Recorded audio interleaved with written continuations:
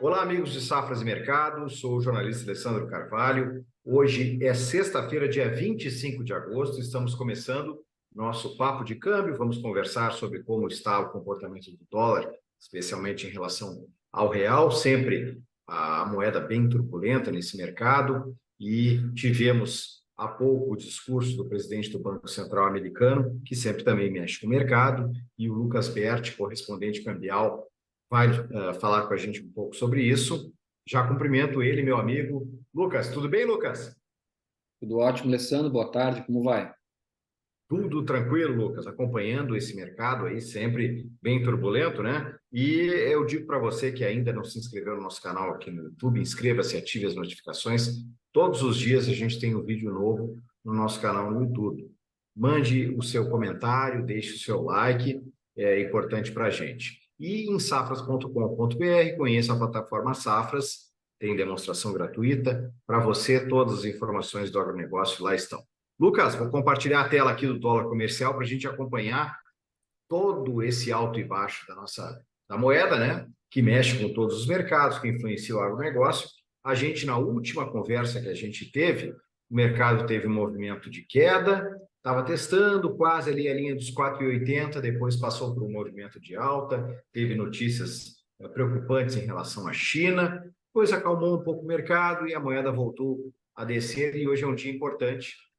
Inclusive, a gente está gravando esse vídeo no começo da tarde, porque teve o discurso do presidente do Banco Central americano, Jerome Powell, que sempre mexe com o mercado. Queria que tu falasse para a gente como é que está esse comportamento do dólar e como o discurso do presidente do Banco Central americano pode estar mexendo nesse momento com o mercado.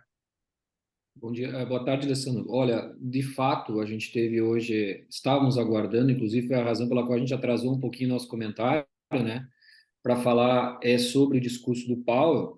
E, de fato, aqui no Brasil, no momento que ele estava falando, fazendo o discurso, a gente teve uma pequena, ligeira alta no dólar, porém, uma alta que não se sustentou, ela rompeu um pouco os 4.900, já era ali um ponto de resistência, eu vou falar desses pontos de resistência e suporte em seguida, mas o discurso não foi suficiente para gerar nenhum grande pânico no mercado, porque o Powell veio com um discurso bastante tênue, já um pouco dentro do esperado. O que se foi falado pelas informações que nós tivemos no mercado também, de que o discurso foi um pouquinho mais tênue, menos hawkish do que se esperava. Hawkish, lembrando que é quando o hawkish é quando tem uma política de aumento de taxa de juros, né, nesse caso, e ele foi um pouco mais ameno, a menos.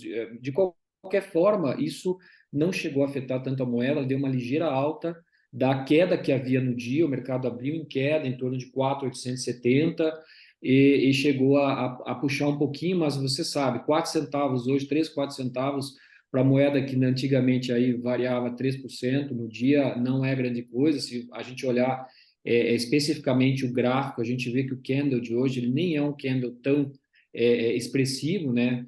Como foi o candle de 2 dias atrás, quando nós tivemos aí a aprovação do arcabouço fiscal, que derrubou bem a moeda, e de fato trouxe o dólar para baixo dos 4,90.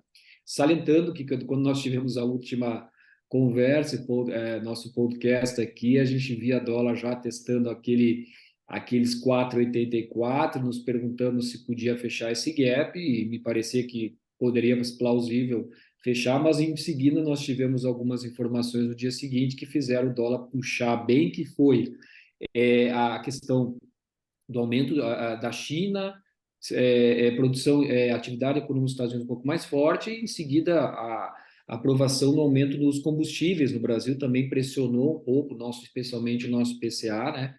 Que é o que está dando um pouco de pano para manga, especialmente porque hoje nós tivemos de novo dados sendo divulgados, para ver se nós vamos ter aí uma revisão novamente no corte do nosso Banco Central na taxa de juros. Mas falando tecnicamente do dólar, hoje, precisamente, a gente tem observado o gráfico testando patamares, inclusive chegou a testar na alta, né, quando reverteu aqueles 4.900, rompeu uma resistência inicial de 4.887. Nesse momento, o dólar cotado a 4,87, né, Alessandro?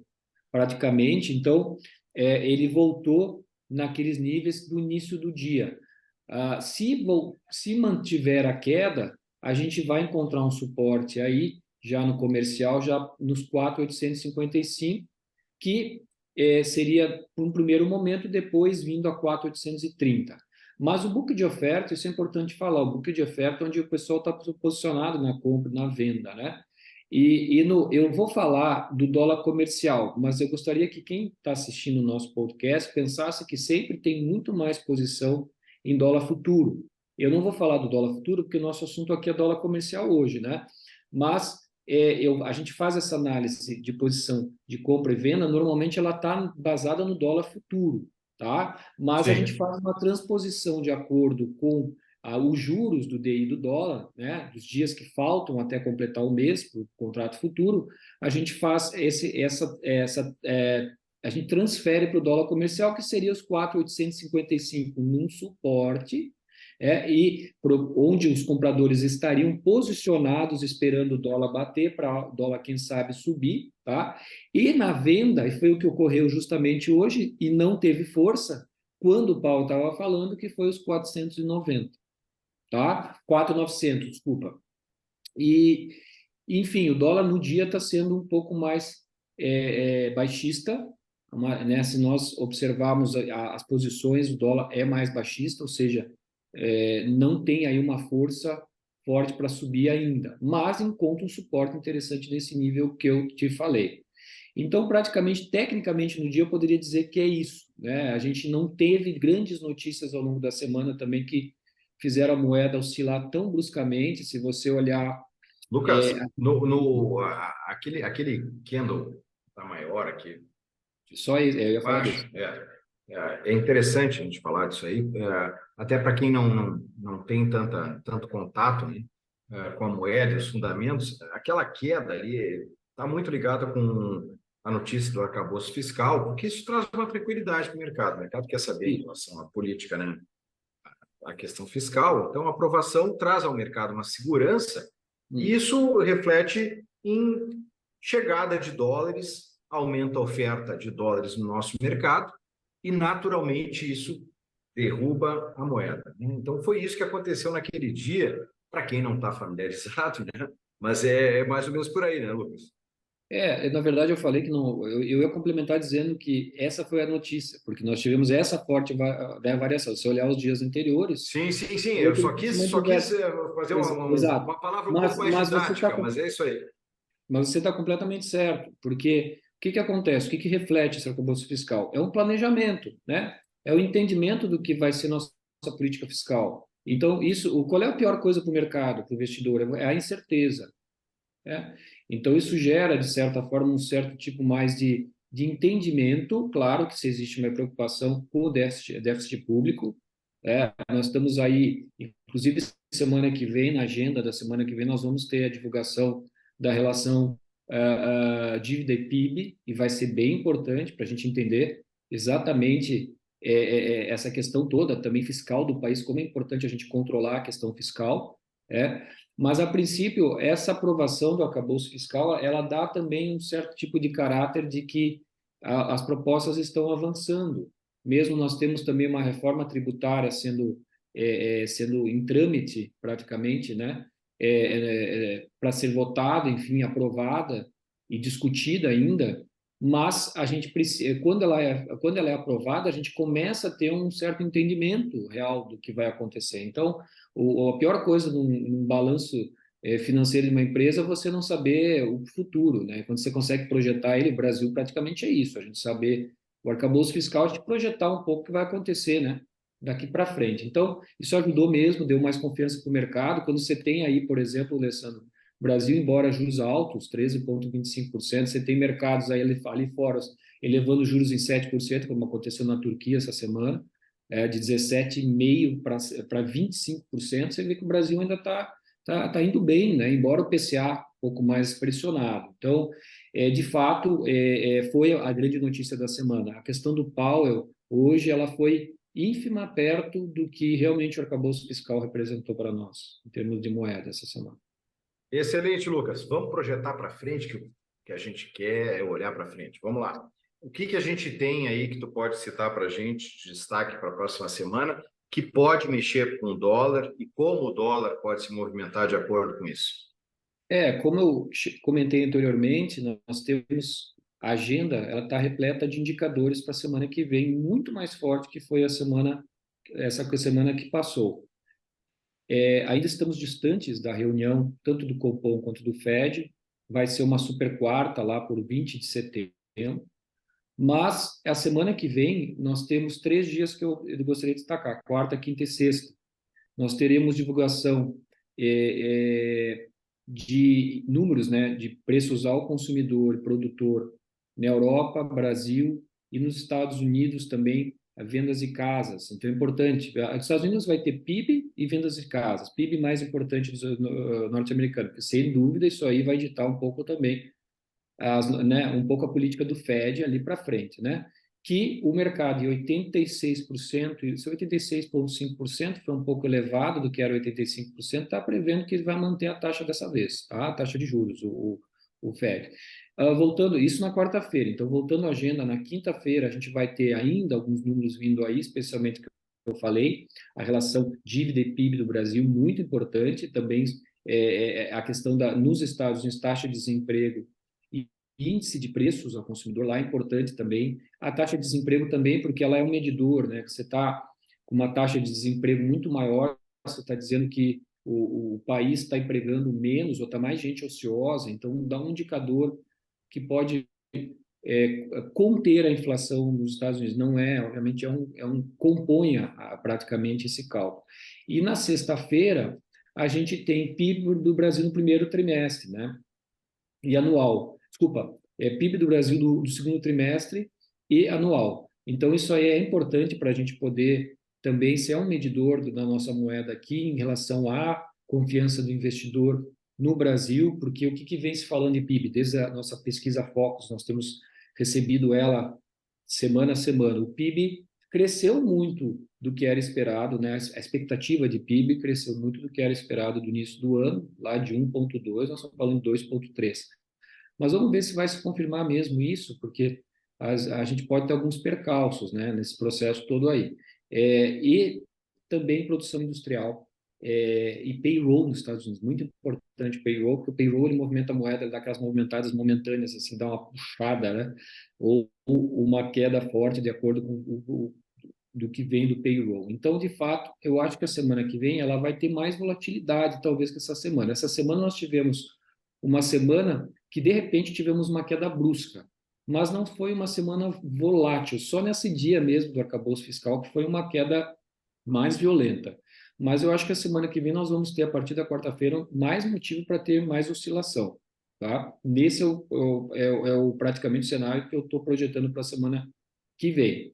Mas ainda nós temos aquela coisa, Alessandro, se você analisar o gráfico, a gente está com o dólar ali num patamar que tem um certo suporte, não quer cair daquele suporte, que é aquele gap que a gente tinha falado, você lembra? E também quando ele vai a 4.900, que ele chegou aí a quase R$ 5 desse período que nós não falamos. Porque houveram esse conjunto de fatores que pressionaram a moeda para cima. Isso é uma coisa importante, a gente até não comentou aqui no início, mas o dólar chegou a testar R$ 5 quase. Isso é importante, porque você vai para um patamar de R$ 5, o psicológico muda no mercado, né? Você começa a pensar, o mercado começa a pensar, talvez, será que vai mais, né? Então, nós temos aí um cenário que eu acho que está conseguindo se manter nesses níveis aí. Embora alguns fatores venham pressionar o dólar para cima, ainda a gente está longe da reunião da Super Quarta. Tá? Então, praticamente, esse é o cenário que eu vejo agora, na semana que vem. Talvez um pouco mais de volatilidade na moeda. Lucas, para a gente encerrar o nosso bate-papo, então, o que que o Lucas Berti, correspondente cambial, está indicando para os seus clientes, né, nesse momento aí de cautela? Vai para cá, vai para lá. O que que o Lucas Berti está enxergando realmente, assim, com tudo isso que tu falou, de que o que que a gente pode ver mesmo de cenário aí para frente? Vai lá, estou te apertando, ó. Isso aí qual é a tendência? Vamos lá, é o trabalho do jornalista de, vamos lá. Não, isso vai depender um pouquinho também dessa reforma tributária, a princípio, né? O que a gente podia talvez especular um pouquinho, sondar um pouquinho em relação, será que vão ter mais corte na taxa de juros? Ou como será o corte da taxa de juros, né? Será que vai ser um corte de 0,5% novamente, né? 0,50 ponto percentual? A princípio, se nós tivermos um IPCA que está pressionando para cima, continua pressionando, nós tivemos dados hoje que vieram, inclusive até anotei aqui esse processo aqui, porque é importante, nós tivemos um IPCA um pouco acima do que era esperado, né? Aqui, inclusive. Ele veio em 0,28%, IPCA na primeira prévia de agosto, quando era esperado 0,17% de alta. E, no mês passado, foi 0,07% de deflação.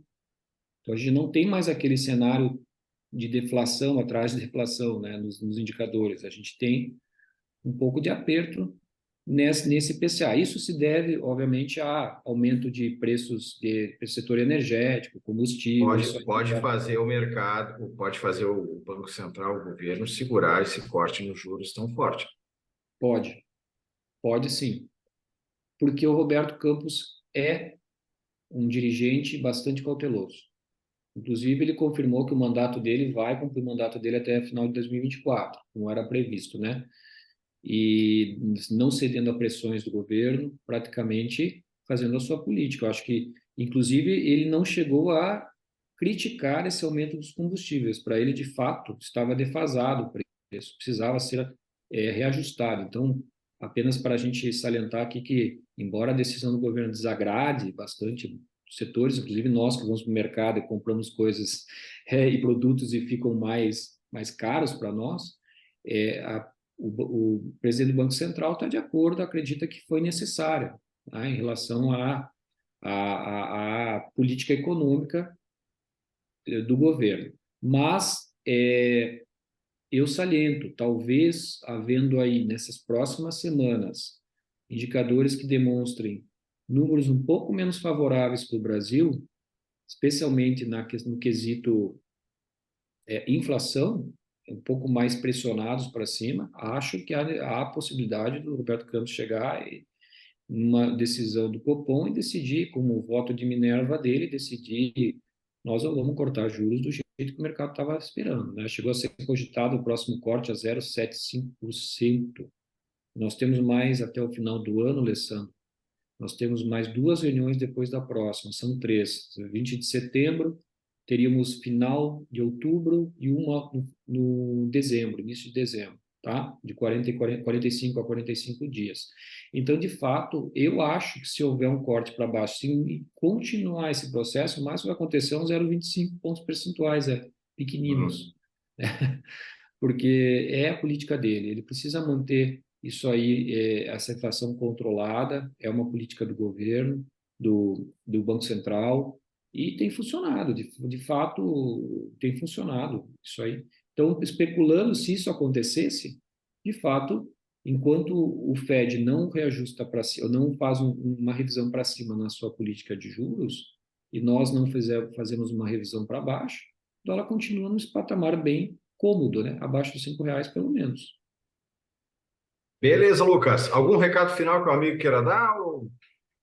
Não, nesse momento eu diria o seguinte, que é o momento que o pessoal me pergunta, compra ou vendo moeda? Porque nós temos meus clientes são clientes que, do que eu atendo, né? Muitos perguntam quando será que eu espero um pouquinho os dias, mais alguns dias vai cair um pouquinho mais? Olha, eu penso que para quem estava aguardando, na expectativa de uma moeda há um ano atrás, acima de R$ 5, quem sabe 5,50, falando até de R$ 6, porque o mercado vinha eu nunca achei que isso fosse acontecer de fato, a R$ 6, mas enfim, se levantou muito, né? Esse temor. Eu acredito que esses patamares de hoje são ótimos patamares para você estar comprado no dólar, né? São patamares interessantes para estar comprado. Eu não sei se a moeda vai cair tão forte assim como o mercado espera. Também, alguns esperavam há 3 meses e vinha se falando dólar a 4,40, né? Mas eu acho que é um momento bom de compra. E venda, se der uma puxadinha ali acima dos 4,900, às vezes dá uma exageradinha, 4,950, quem sabe fazer uma vendinha, fazer uma posição aí mais curta, para aguardar, né? Quem sabe aí fazer um hedgezinho para talvez esperar um pouco mais até essa decisão aí do Fed aí também e do Banco Central, fazer aproveitar essa oscilação, fazer um hedge, quem sabe, né? De ter uma margenzinha de lucro aí nesse processo. Beleza, Lucas. Olha a dica aí do correspondente cambial, nosso especialista Lucas Berti. Fique ligado. Para chegar até ele, tem na descrição do vídeo como você contatá-lo. E digo para você sempre estar com a gente nas nossas redes sociais, que estão na descrição do vídeo, e faço aqui um lembrete muito importante que vem aí o sexto Agri Week, uma semana decisiva para descobrir as tendências agropecuárias que vão aumentar a lucratividade dos seus negócios. O evento é totalmente online, gratuito, e as inscrições já estão disponíveis no link da descrição do vídeo. Garanta a sua vaga.